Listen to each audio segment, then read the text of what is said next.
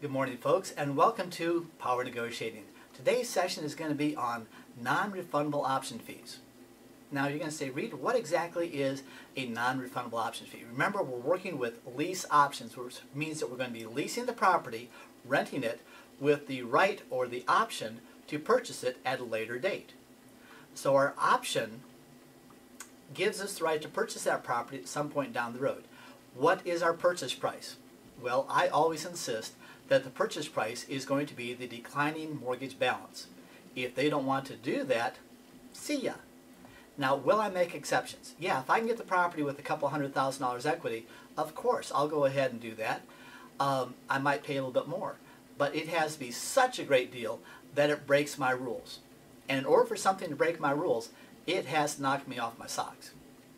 Typically, I want to go ahead and keep my rules, and the only time I break them, the only time I will allow myself to break them, is if the deal is so great that I just say, I can't pass this up. But the general rule, one more time, is the purchase price is their declining mortgage balance, and they had to pay the next 3 months of mortgage payments. Okay? Now, we were talking about the option fee. When I'm looking for a tenant buyer, I'm not looking for someone that can qualify to purchase a property right now.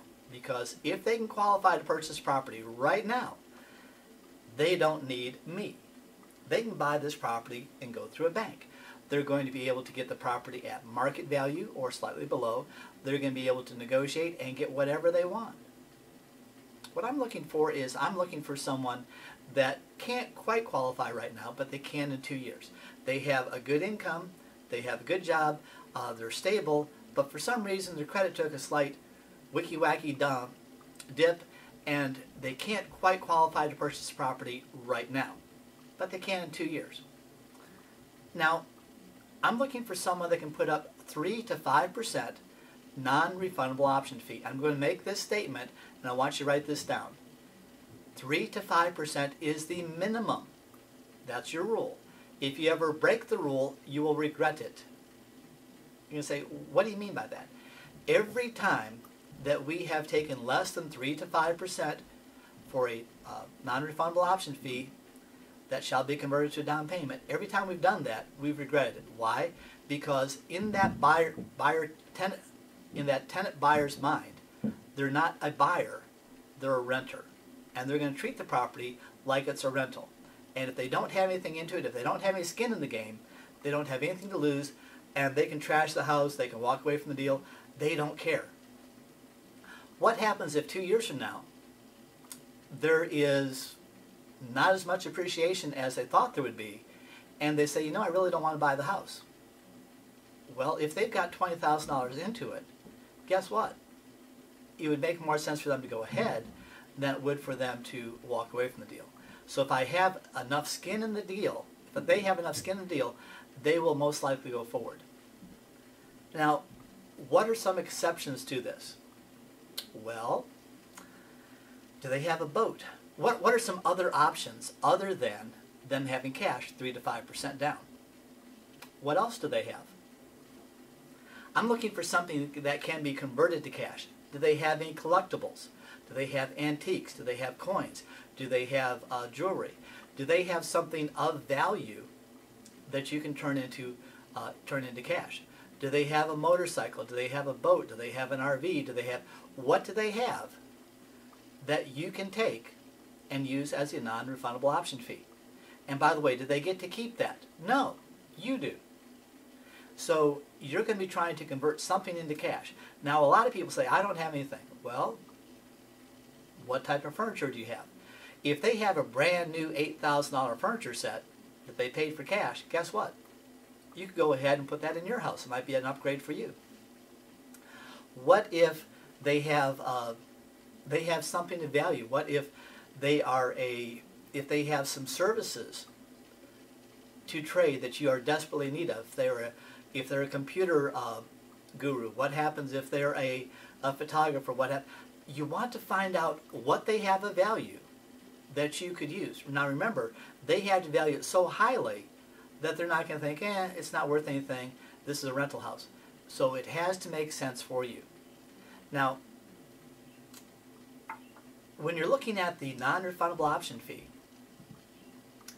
you want to make sure that you document how much was put down, take copies of the check, have copies of the bank statement showing that the money went in. You want to go ahead and document all this, because guess what? That money's never coming out again. They're never going to see that money again. But you want to document that you got that money so that when you are going to closing, you can use that non-refundable option fee as a down payment to execute the option. If you can't prove it, it never existed. So documentation is everything. And one more time, when does that non-refundable option fee become a taxable event? When A, they execute the option, you purchase it, at which time you're going to have enough money coming in from the purchase that you'll be able to pay your taxes, or B, they default and they move out, at which time you're going to be putting another tenant buyer in there and you'll get a non-refundable option fee which shall be converted to a down payment to go ahead and pay the taxes on that. So don't worry about where you're going to pay the taxes from that non-refundable option fee. You're going to have that covered. You can take that money and do whatever you want with it, but you have to document that you got it, and document in such a way that that will hold up, so that when you show the lenders, they'll say, oh yeah, you got that money. If you have to get a notary at your title insurance company to show that that money was received, and go through that, I don't care how you do it, make sure that you show it in enough detail that will satisfy any bank that you actually receive that money as a non-refundable option fee, which shall be converted to a down payment. Once again, do you ever call it a down payment? No, because what happens with a down payment? If they don't execute, they get their money back. What happens if you call it a security deposit? They get their money back. If you call it a non-refundable option fee, which shall be converted to a down payment if they execute, who keeps the money? You do. When does it become a taxable event? When they execute or when they don't?